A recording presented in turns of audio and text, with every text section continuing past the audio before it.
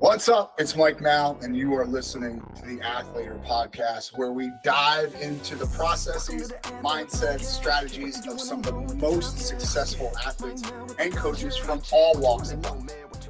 Athletor Podcast coming at you. This week's guest is none other than Alex Marinelli. Alex talks quite a bit about a lot of the misconceptions that the people around the country have about the Hawkeye Wrestling Club and about Iowa Hawkeyes in general. He also talks about a new venture that they have in the Carver Hawkeye room called the Hawkeye Wrestling Academy, where he's taking kids as early as like 4 years old and turned them into future Hawkeyes. You're going to be very surprised at what his favorite wrestling shoe is. And it's all coming up next on the Athletor Podcast. Stu Athletor Podcast coming at you. Alex Marinelli, thank you so much for taking some time for us, brother. I appreciate you coming on.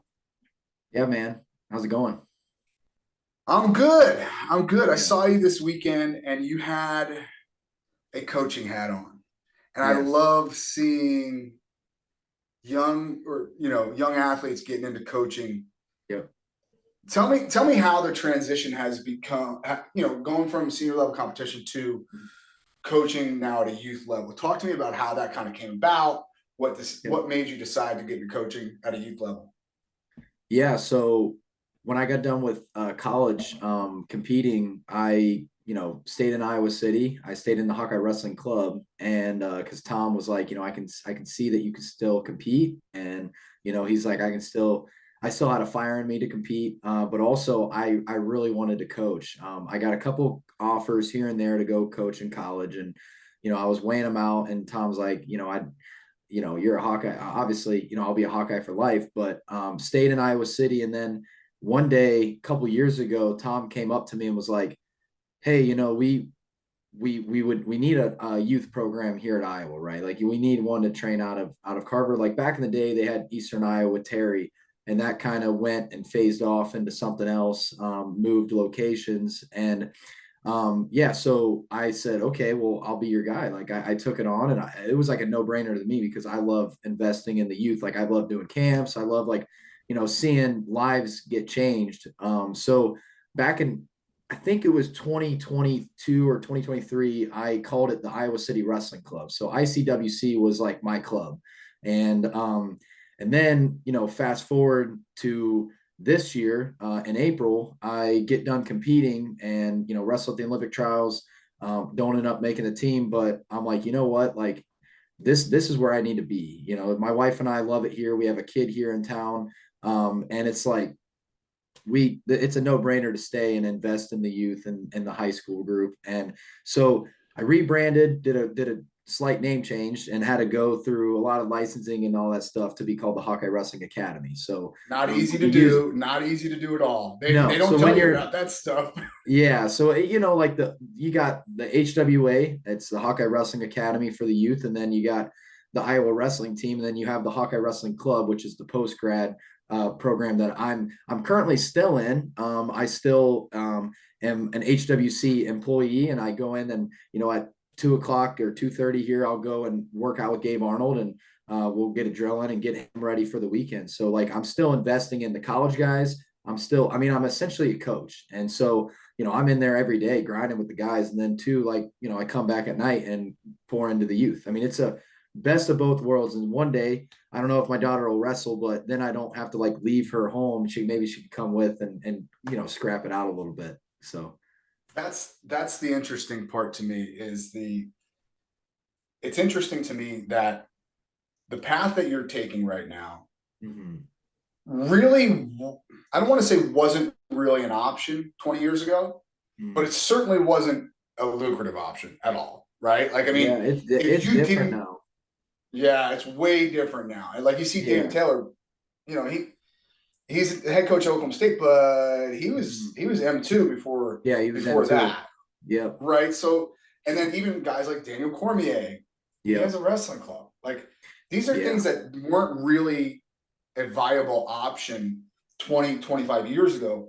I love that this is a big part of youth wrestling now, is having high level coaches at a youth level. Talk to me about, was it something that you thought about while you were in college? Like, hey man, this could be something I could do. Yeah, I think obviously in college you get asked to do camps and stuff. And so I was like, I was intrigued to help out the youth at a young age. Actually, I was a counselor in high school at my, coaches camps all the time, Team Jordan, Jeff Jordan. So Jeff, I mean, he's like the model that you kind of want to go off of, like with camps necessarily. And then he runs a club like in November through March or whatever. But it's such a small area that it's hard to pull people in, right? But everybody comes in for the Jordan camps for sure. Oh my gosh, yeah. So like I see how to run sessions and run camps and show technique, and then you get the Tom and Terry brands, and I kind of try to incorporate a little bit of both, and then just be myself, be Coach Marinelli. Like I don't want to like be someone else. I want to be myself. But I've learned a lot from different people, and yeah, I mean, to answer your question, like I think in your later years of college, like I had 6 years of college because of COVID and redshirt year, and you see like, what am I going to do, after this? And it's like, am I going to compete? Am I going to coach?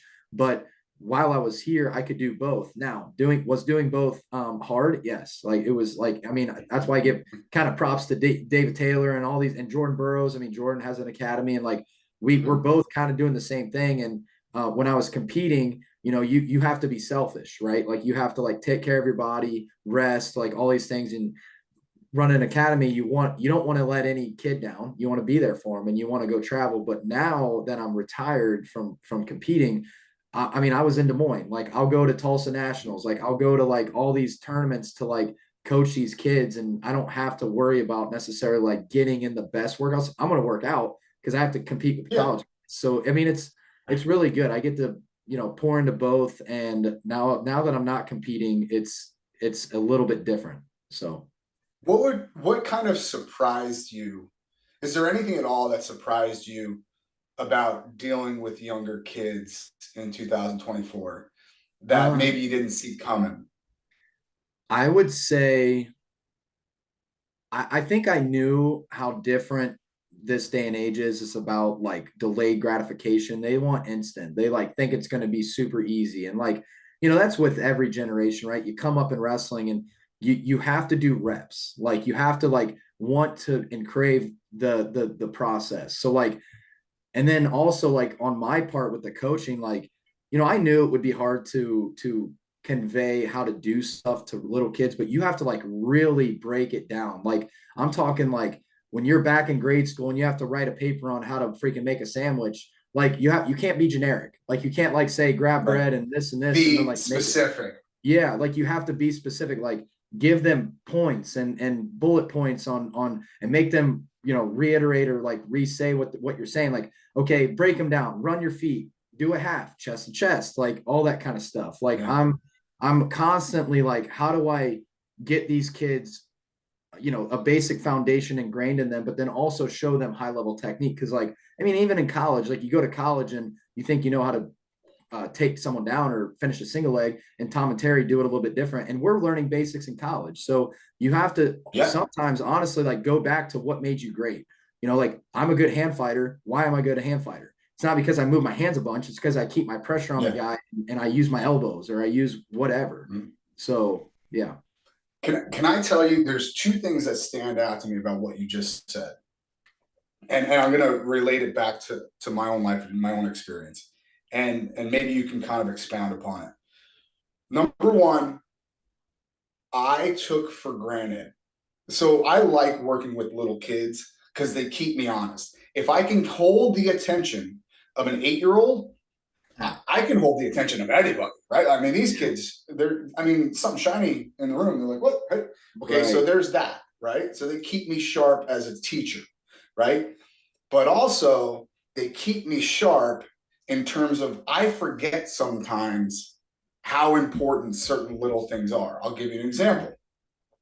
This one kid that I'm training gets single leg to their butt every doggone time somebody's in on the leg. And I'm realizing, like, why are you not grabbing a wizard and just putting weight on it? Like, what the heck is wrong with you? And she's like, I don't know. I never thought about that. I'm like, oh, why not? And it just second nature. They've never been taught up in a sport. Right. No, why would they know that? I didn't teach it to them. I just assumed they knew how to wizard down on a leg. Right. But they don't. And sure enough, you know, she starts hitting a wizard, and I'm like, I did, see? And she's Yeah. like, oh yeah, yeah. Right. So, you know, but that said though, it has to be taught to them. And like, Yes. to me, I forget sometimes, we got one of the best high school teams in the country. Yeah. Well, they know how to wizard. And if they Yeah. don't, they're going to get dropped on their head.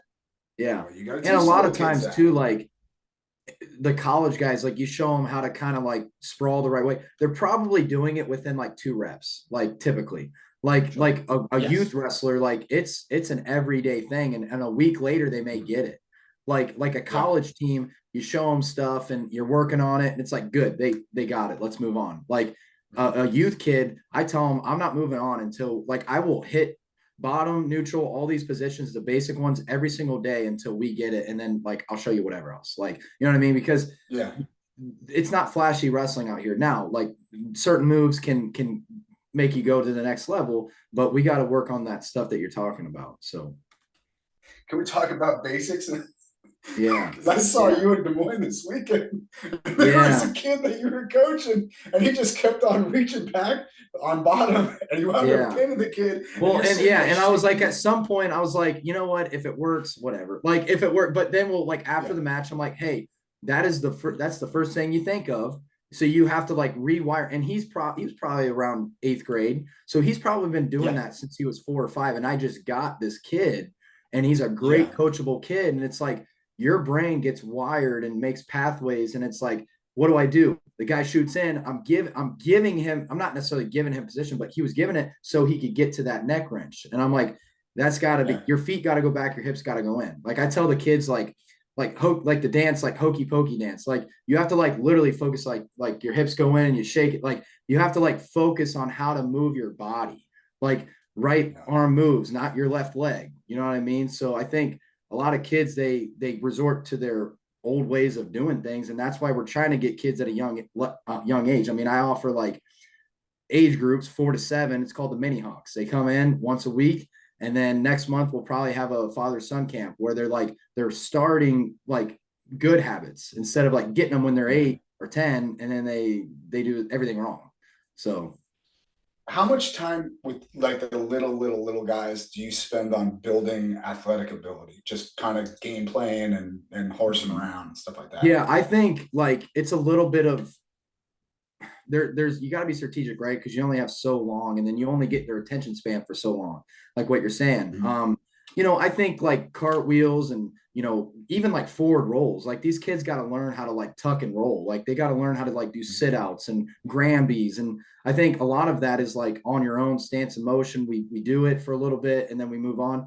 How much time? I mean, I try to make them as independent as possible. And then also like with the dads, like if they're coming in and watching, you know, for the younger kids, like go home and like actually work on it with them too. Cause you're learning what made me great, you know, what made somebody else great. I'm trying to implement, and then you work on it on your own too. So it's kind of a little bit of both, like spending some time in practice and then being independent. So what's your favorite age group to work with right now? I mean, I know you got the little guys, 4 to 7 or 4 to 6 or whatever the heck it is. And then there's, you know, the kind of the elementary school, middle school, high school. And then obviously you're still real involved with the college kids. And I assume some of the senior level athletes as well. What is your favorite group to work with and why? Ooh, there's pros and cons to both. Like there's pros to college and then there's cons to college. You got NIL, you got like different little drama things they're going through, but I mean, college is awesome. Like it's a different landscape. Little kids is good because they're very innocent. They're just excited. They're not like, I mean, they have a ton of energy, but sometimes they, like you're saying, little shiny things on the wall, they start wandering and then they're climbing ropes when they should be watching. So I make a rule for the Mini Hawks called like if they're watching me, they have to do herky. Like they put their arms on the side and like they, you know, the little herky statues in town, like they do herky, like boom, they put it on their side and they watch me. Like, and then one kid goes, well, I'm going to do this herky where they like the flexing one, you know? So I'm like, okay, do that. Like, so there's like there's pros and cons. I mean, you get to the teenage years. I mean, after a match, they may be walking away from you and not listening to you. And that would blow my mind, but sometimes they do it. Like they're stubborn and then they get, you know, they hit puberty and they start getting their own ways. But then they're, you know, those are some of the kids that actually like do moves and you want them to do moves and you see success. a little bit quicker than like the little kids. So I don't know, man. I think my favorite is whoever wants to work hard. Like whoever's whoever's coachable works hard, and like you see that they care, because some kids come in and you can tell their parents make them go, so it's one of those things that, do they want to work hard and be there? So yeah, that's a challenge too, right? Because you are in a wrestling hotbed, and that has its pros, right? Like that has its pros, because there's, one of the things that I've noticed, I've coached literally in every section of the country, right? Like I started on the East Coast. I then coached in Texas, and now I'm coaching in Southern California. And the one thing that I noticed is that on the East Coast, I grew up in Jersey. Everybody's dad wrestled, everybody's granddad wrestled. Well, I gotta assume it's the same thing in Iowa City. Most people's dad wrestled. Kids that come to you, their dad wrestled, their granddad wrestled, whomever wrestled, their uncles all wrestled. Well, that comes with a cost, because dad sometimes thinks they know. They think they know, right? Yeah. And that's cool. Like there is, like, they should be involved, of course, but there's also like, and that'll come to, like, I'm all about parent volunteers if they are positive and live the right lifestyle, right? And they let Coach Marinelli or DeSanto or Young or Coach Franklin, like the guys that are actually like showing technique, they're not trying to like change them, or, they'll give a couple things like, hey, I do this and this, like, great, that's fine. Like, but at the same time, if I have a volunteer in there, they're, most of the time my rule is that they have to say something positive to a kid, like one thing or two things. And then also they just reiterate what I say. Like, that's it. Like, it's very easy. They walk around, they make sure everyone's good. We have a couple of those in there right now. And that's the thing. You got to be careful, because I mean, some parents are like, they power trip a little bit, or they think that, and typically it's the guys or the coaches that didn't really wrestle at that highest level. Cause I've seen like always. Right. And I've seen like dads like that, that aren't super vocal, and you would never know that they're like 3-time state champs in high school in Iowa. And then you find out that they are. And I'm like, dude, why aren't you like telling kids like how to wrestle? Like you're a great wrestler. Like, but that's just, sometimes they don't have, what it is they don't typically ego trip, and some do, like some have the accolades and they're like, well, you need to do this and this and this. But it's a kind of that's an interesting little human experience there. So I actually enjoyed it, right? Like, because most of these dads, so I have a good friend of mine listens to the podcast quite a bit. Fitzy has this story that he loves to tell.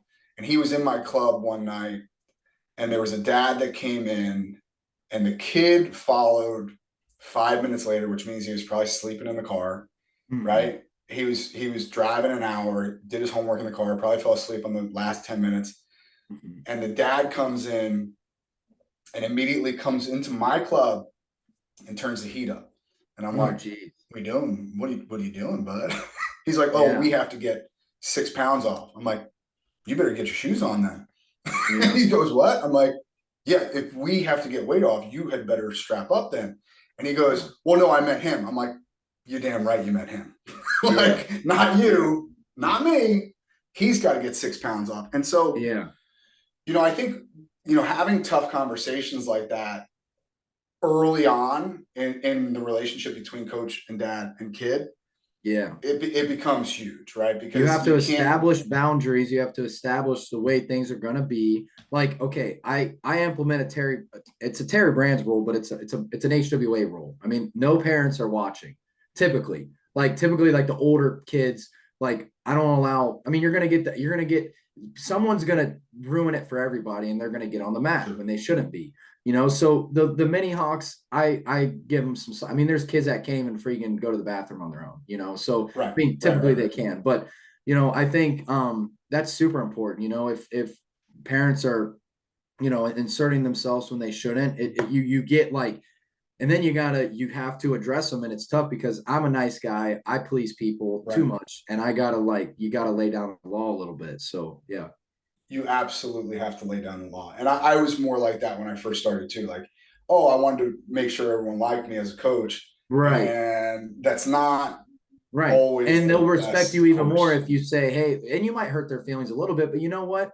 if they don't respect or trust you as a coach, and this is what I've gotten the advice, like parents should trust me. Like they should trust that, like, even if they're not in the room, they should trust that we got them. We're going to show them what they need. You know, if we're missing a couple things, email me or like talk to me after practice. Like, hey, I think Johnny's like, you know, I see him in matches. He's doing this and this, that. I like that. Cause then it's like, I'll work with him like 5 minutes after practice. Cause I don't watch him at, you know, every match, you know? So yeah. Yeah. It's the more experienced guys that wrestle that even a high school level, they get it. Most of them do. Like, hey, I'm bringing my kid here for a reason, right? Like, you know, I don't have the time, the wherewithal to do this on my own. And plus, I'm very encouraged by the fact that Joe Montana's kid didn't listen to him at all, and he played quarterback. You know, like he was like, you know, so it's kind of a cool thing. And that's another coach. Right. Yeah. And then you do it on the flip side with the kid. Like, you know, I get blown away at times when kids, I mean, they're not going to focus every single second. Like everybody, I mean, I've had moments where I'm not being the best athlete to a coach I could be, you know, maybe I'm stubborn or I don't listen in this area, but there are times where, like, you know, if I was in a room with DeSanto, Young, myself, Coach Franklin, like in the Iowa room, how would you not give like 110 and 120% effort? Like, I just don't, sometimes I don't understand it. But you know what it is typically it's either the parent made them come or like they just don't want to wrestle. They just don't like wrestling, you know, like, and sometimes that happens and then you got to work through it. And then sometimes you find a little fire under them and then they like wrestling. So you got to work through it. You got to kind of read them. So how do you, this is tough, right? Because there are kids that, and especially at a high school level, not so much at a youth level. A youth level is just, it should be a lot of fun for them.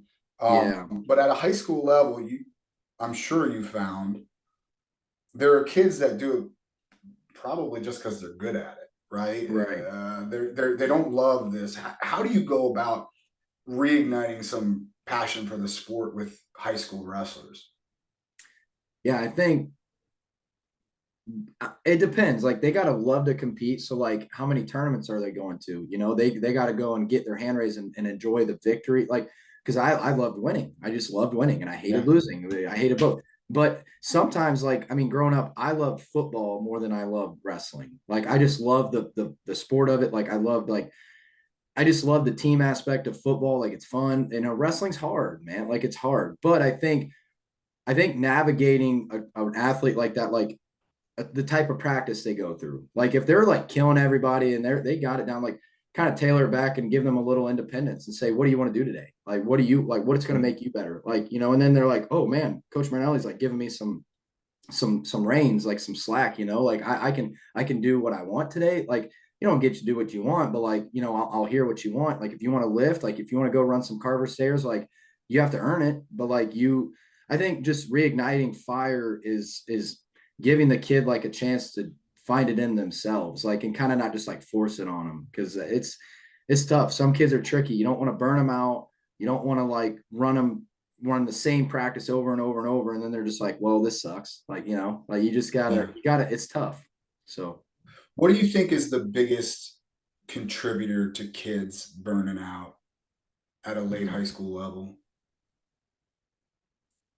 Is it too much competition? Is it too much weight cut? Is it too much? Is it just pressure? I wouldn't necessarily say it's like the competition part. I would say it's like the style of the but every kid's different, because like I feel like if you have a coach that's like down your throat, beating you up every day, I've heard of them. Like I've heard them all over. Like if that's like the coach, you're gonna burn a kid out. Like or if you're a dad that's like pushing and prodding too much, like after a practice, like, hey, how'd it go? And then you're just like constantly asking, constantly dwelling on like, you should have done this and this better. It's like, it's exhausting. Like instead, like be very go with the flow. Like if you win, great. If you don't, that's okay. We love you either way, but you should be committed and like, you need to be, you know, dedicated. I think knowing if the kid likes it, no, because for me growing up, like I wanted to hit 100 matches a year, which is a lot. Like as a youth kid, like 100 matches a year, that's a lot. You know, you're wrestling. But how I would do that, and I would love if my dad would do this, was he would double bracket me at practice or at tournaments. So like at tournaments, I would go like, say it's a preseason nationals, we double bracket, you know, if they'd allow it. Like, and I would get 10 matches in, and I would take 2 trophies home, and I would take 2 outstanding, whatever it was, like I love doing that. But some kids aren't like that, and they're just not wired like that, and they could get burnt out, and you got to be real careful with it. It's I don't know if it's the competition. I think it's kids that are cutting weight and competing. Yeah, At I a see a high lot of kids level. cutting weight, and you know what I see too is like people blame the burnout on the fear of losing. Like they Yeah. go, I don't want to do this anymore. Like I don't want to wrestle. I don't want to go to Tulsa. I don't want to go to this. And I get to the root of it. And part of it is like the failing part. Like I'm not Yeah. getting what I want in the sport. Like I don't get my hand raised. I feel like crap. Like, and Yeah. after I lose, which I do too. And that's part of like the process you have to work through. Cause like 2 years ago when I was done with college, I'm like the heartbreak I went through and the freaking turmoil I freaking put on my brain, I didn't want to go through that again. But I'm missing the point of like what wrestling does for me, for one, and two, like it is just a sport. Like like losing it shouldn't be so detrimental on my mind that it like absolutely derails me. That's what honestly I'm Yeah. a man of faith, and that's what the devil wants. Because something is good. Yeah. Wrestling is a good sport. It's good. He wants everything that's Yeah. good to be bad for you, right? And he wants Right. you to use it for bad, and that's using the sport in a way that's not intended, in my opinion. Yeah. Yeah. We tend to, again, my son, he's 16 now, and I've talked about this a ton on the podcast, but he despises when I tell him, I don't care if you ever win another match. I've already won, dude. Like you learned how to Right. work. And so, but he especially doesn't like hearing that. But he went to Journeyman a couple of weeks ago and he got thumped, right? It was his first time in the big boy bracket. He went 1-4. He got beat pretty soundly in those matches. And afterwards I'm like, yeah, dude, but you wrestled a 0-point match with the guy that's 18th in the country, a weight class above. Like, can we talk about the fact that you're kind of right there, right? Like, I Yeah. know that this day didn't go the way you wanted it to. And I think what Right. happens is when you start dwelling on like, well, you got beat up by these guys and this kind of stuff, it just beats you down. Yeah. And you forget sometimes, like, Yeah. yeah, this is a process. You mentioned it earlier. This is a process. You do Yeah. not get to be good at this right away. Most people don't, right? I mean, Most people. there are exceptions, right? There are But exceptions, but then most, also too, like younger kids, they look at like a Spencer Lee or anyone in Division 1, and they think it's like, I can look like that now. Like they don't know how much work we've put in. Or like anybody that is big in business, like, oh, they felt now there's times where they get freaking inheritance and then they just like they run a company and they just do. But like that's sure, typically not how it works. It's just not how it works. And right, I think right, for me, like what you said too, like if your kid fought, that's different than just laying down. Like laying down and yeah, letting a guy run around behind them. And like, or just like your kid's old enough to know certain positions. But if they're like a 7-year-old kid and they're getting their butt whooped and they just don't know how to wrestle, that's a lot different. Then I can work with yeah, that. But if they don't fight, easy, they let it go behind. I mean, that's in life. Like if you're yeah, willingly like making mistakes and you're doing the wrong thing and the wrong thing, that's different than like stumbling and like yeah, accidentally, and there's things that you do that you shouldn't have done, and then you go back and you do the right thing. So I think yeah, it's the fight. You're gonna fight every second. If you don't, then I'm probably not gonna be okay with how you wrestled. So sure, sure. Um, you brought up the Spencer Lees of the world who did have a good amount of success early on. You yourself did very well early on as well. But I think the NCAA is filled with guys who are probably peaking at the right time. Okay. I think that there are guys that are really starting to kind of come into their own in the NCAA, in the landscape. How do you go about as a college coach kind of taking those guys and pulling them up to the level that you were at, or that DeSanto, or even DeSanto, right? Like, I mean, he had wins over Spencer in high school, but he right. really wasn't a world beater, right? And then all No, of a sudden he he came moves to out of Iowa nowhere. City, Right. Yeah, like he moves. I Pretty was sure saying, and DeSanto, he tells a story like I don't think he was varsity or he didn't even place or something, didn't make it to state or something his freshman year of high school. Like it was like yeah, something like that. And if Spencer yeah, like would have like known of that guy, he'd have been like whatever. Like, but then whatever. it's like Yeah, you wrestle DeSanto that worked his butt off, and then he gets to. So I think with a guy that comes to college, like what I've noticed is they have to go through the fire. Like they have to wrestle guys like me and Caleb Young. And when Michael Kemmer was here, you have to seek out those guys.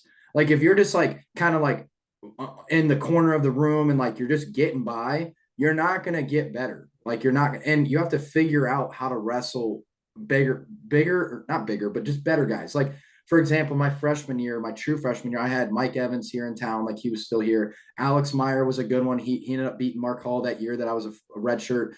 Um, I had a practice where I kind of got thumped on by Meyer. Like he just got big hips and he was just really defensively really sound. And Meyer goes, "This is going to be a long career if you don't figure me out. Like it's going to be a long career if you don't figure out guys like me and how to wrestle me mid practice." And it was, and Meyer doesn't talk very much. Like Alex Meyer is a smart yeah, doctor. He didn't talk very much. And there was like one thing I kind of remember about Meyer is like he mentored me in a way like I'll remember that practice. Like I had to make an adjustment and figure him out now and not 4 years down the road when, and it made me better. So I think talking to guys is great, but actually doing the work and figuring it out. Cause I get approached all the time in the room. Like, "Hey, did you watch me wrestle?" Or, "Hey, like, what should I do?" And I'm like, "Wrestle me and and we'll talk about it." You know what I mean? Cause like I can coach you and I'll tell you do this and this, but like getting your hands on a guy is a lot different than like watching them or like just thinking like, "Oh, I'm going to be like that." It's like wrestle with them. Right. And yeah, that's like, Bo Bassett, I told him like, he's got the best lightweight in the freaking world, like other than Japan. Right. And yeah, I mean, I don't care. I'll bring Japan over here for Bassett. I don't care. Like yeah. Spencer can wrestle. They can get the feel of what that takes. Right. And we got so many guys like that. So Yeah, yeah. It takes getting your hands on somebody sometimes to yep. feel what they need to do. Hey, I'm curious, you mentioned that, you got to figure it out now. Like, what did that process look like in the moment of like, all right, well, like, what did you change?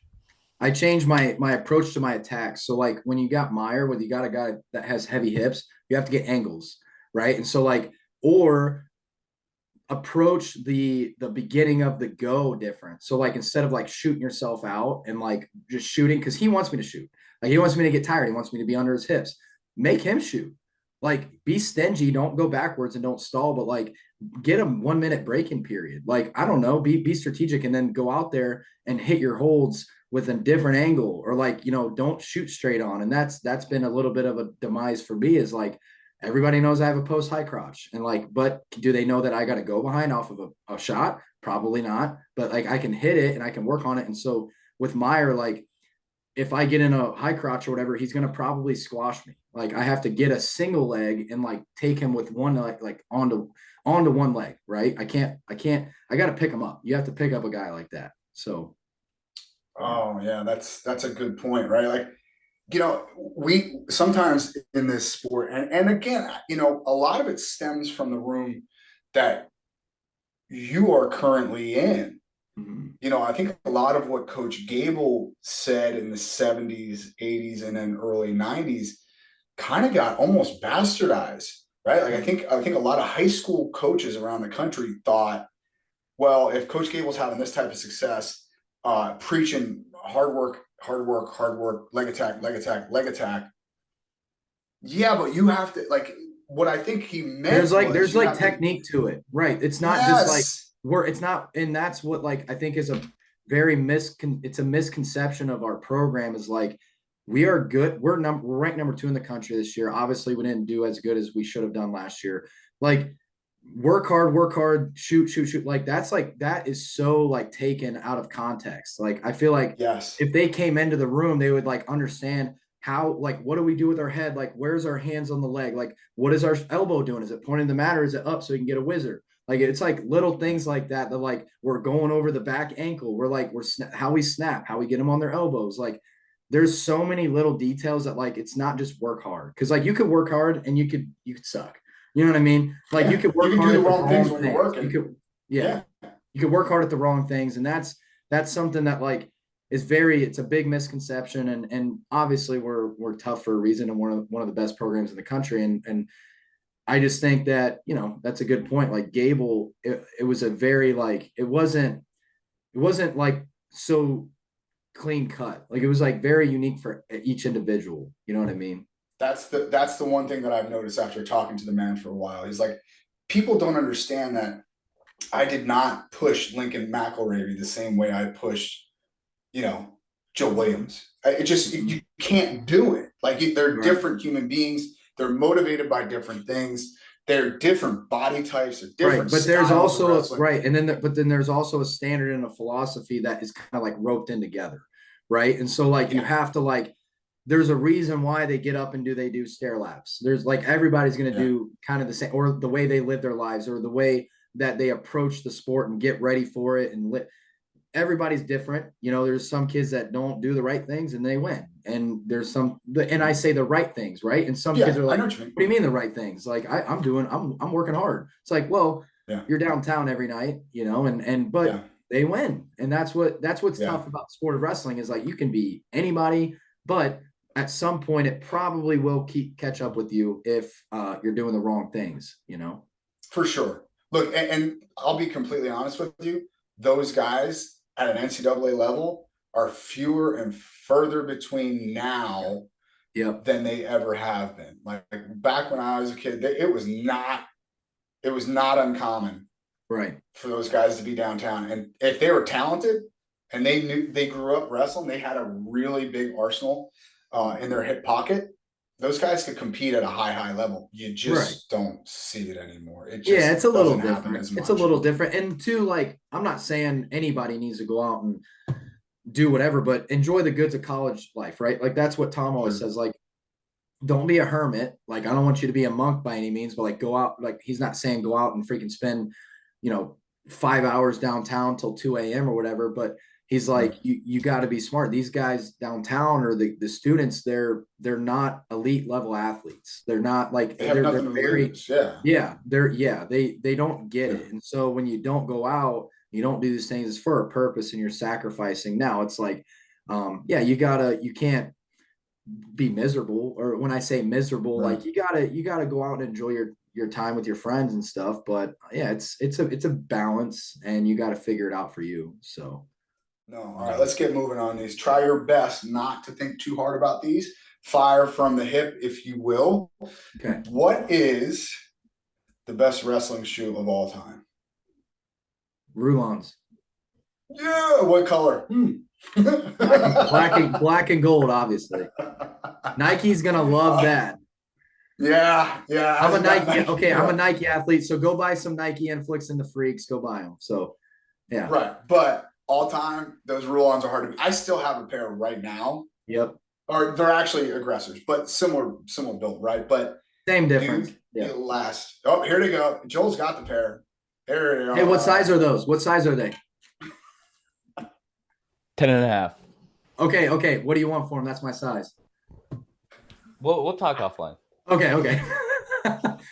Hey. Woo, we're able to deal it. They ain't easy to get a hold of, man. They're like $400 or $500. That's kind of weird that he's my size too. And my foot grew a little bit from 10 to 10.5 now that I'm not cutting weight. So there you go. That old non-cutting weight fat foot. That happens all the time.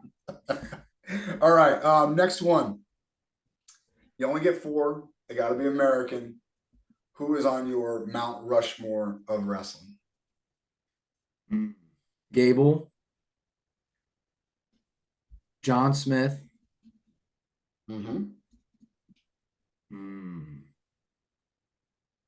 Cale Sanderson.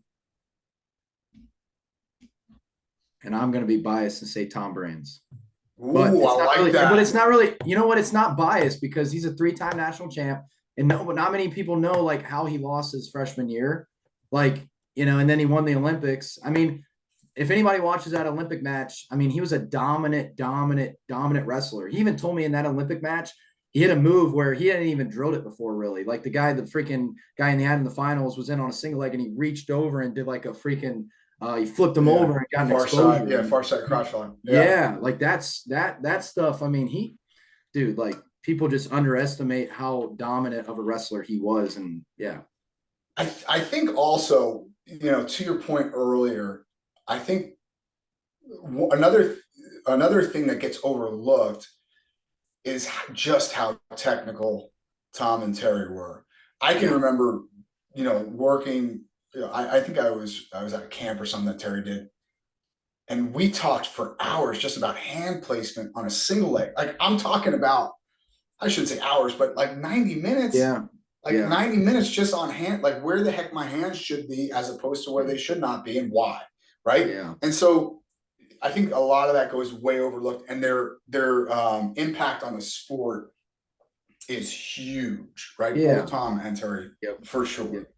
All right, last one. You got a magic wand. You can change one thing about the sport of wrestling, and it changes tomorrow. What would it be?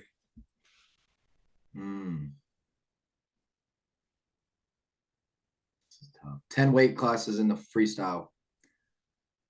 More right, weight it's not classes. a rule. It's not a rule. If I could change a rule, I would change. Well, it's whatever. I would change a reversal to 3 points. Oh, why is that? Give me some. It's harder to get a reversal, in my opinion, than a takedown. It's the same. Crazy. Oh no! How is it not? How is it not? Because how many reversals do you ever see? All right, talk me into it. Talk me into it, though. I'm just saying, you get the same amount. It's almost harder. Like the day that I don't know, man. Like I'm just saying, you get a takedown. That comes very, very often. You get a reversal on a guy. Why are you getting 2 and not 3? And then also, right? I wish. I mean, I'm getting in the weeds of it, but push out for folk style. That would be nice. Yeah. But we need that. We need that. Yeah, and there's a rule that too much gray area. Right. There's a rule where it was a match that I'm biased about saying this because it happened to me, but a guy gets an escape. If you're on top and a guy gets an escape and he kind of like backs out of bounds, like after that, they call action right away. Like they don't say that he backed out of bounds because because it's happened to me in a match and I didn't get the call, but like he clearly backed out of bounds. And it's like, it's tough because it's right after an escape.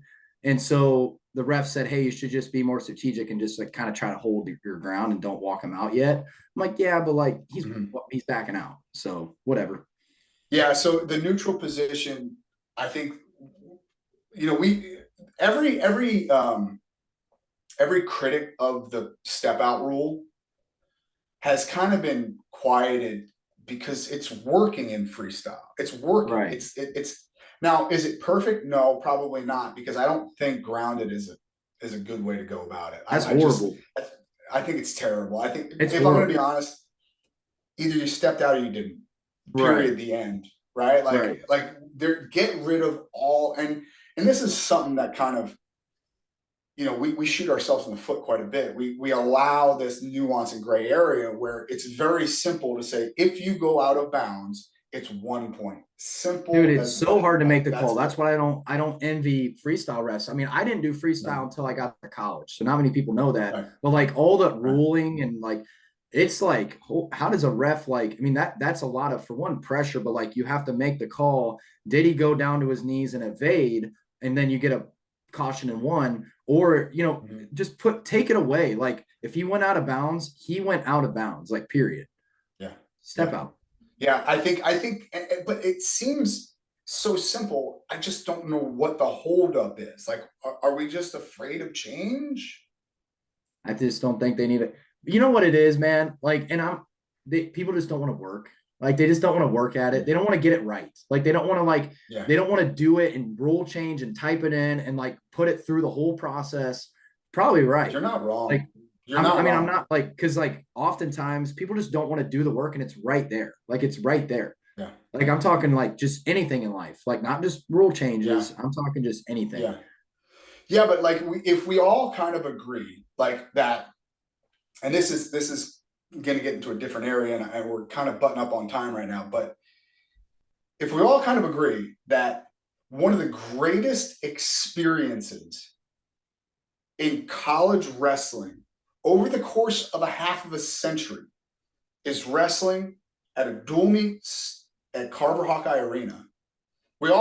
I think everyone, look, I went to Oklahoma State. I'm telling you right now, there's not a better atmosphere in college wrestling than Carver Hawkeye Arena during a dual meet. There's just not. Okay, it's awesome. It's awesome. Yep. Why would we not celebrate not just the dual meet atmosphere at Carver Hawkeye? Why can't we create more atmospheres like that across the country and go to simple dual meet formats for a national championship? Because we can do it. We can do it. Like we're not. Yeah. We have it all in place. I'm telling you, man. It goes back to the thing. It's like, how much are people wanting to work? Lazy. Like how much? Let's call it what it is. Lazy. Yeah, and you know, obviously there's budgets and this, but come on, man. Like, I don't know. Like, get rid of and like when you do it, is it after the Nationals? Is it before it? Is it the beginning of the year? No, it's so simple. Like, here's the thing. Everything up until January 1 is just dual meets because nobody cares about open tournaments. No one cares. No, just get rid of them. Stop spending money sending guys. It used to be back in the 70s, 80s, and early 90s, those tournaments were to get your guys into wrestling shape. Everybody's in wrestling shape now. Period. There's no NCAA Division I team that is putting a product on the mat in November that's not in shape. These guys are in shape. Sorry. We have no use for these open tournaments anymore. So we need to go to a dual meet format up until January 1. And then right after that, we can go on to the national tournament. We go to the Big Tens, we go to the national tournament, and that's it. Those are your individual tournament winners, but the national championship should be decided from dual meets because it would sell a lot more tickets, man. I agree, man. It would. But yeah, I think the whole stall, and this is the last thing about it, but the stall call on top, you know, they changed that, right? Like they changed like the way they call what's the new rule? Well, just like the way they call stalling for top guys. Like, I think because they've changed it within like the past year where they're implementing more stall calls for top guy. If they're not working for a turn, like, but then why are they getting a point for? Yeah, exactly. Point for that's what I told the ref, or that's what I've told multiple refs. Like I've asked them, I'm like, why are you calling stalling? Because I'm like riding. Now there's blatant like sitting on a leg and like not really doing much. There's different things like that, but I've seen stall calls and I'm like, he's riding him and he's after a minute. And it's like that bottom guy needs to get up. You're rewarding a bottom guy for not getting away, period. Yeah. So whatever. That gets tricky, man. It gets tricky. All right. It's another judgment call, but anyways. Yes, it is. Another gray area that we probably don't need. Right. Exactly. Yeah. Okay. Alex Marinelli, thank you so much for coming on. I really appreciate you being here. Where can folks, I know you guys are big on Instagram. Where else can people get a hold of you? I know people are going to have to talk to you about some of this stuff. Yeah. I mean, just shoot an email to Hawkeye Wrestling Academy at Gmail. And then, I have a website, that's taking signups right now. It's got information on it. And then that's Hawkeye-Wrestling-Academy, .com. And then, just if you want to shoot me an Instagram DM too, I respond to all my stuff, and I have people that helps them with emails too. But I'm always there to chat, and I'm in the business of changing lives, so this is why I'm doing it. So awesome, you're the best, brother. Thank you so much. I appreciate you. Wait, don't go anywhere before you hit that next button. If you enjoyed listening to this episode, do us a huge favor. Click that subscribe button. And if you're so inclined, leave a review and share it.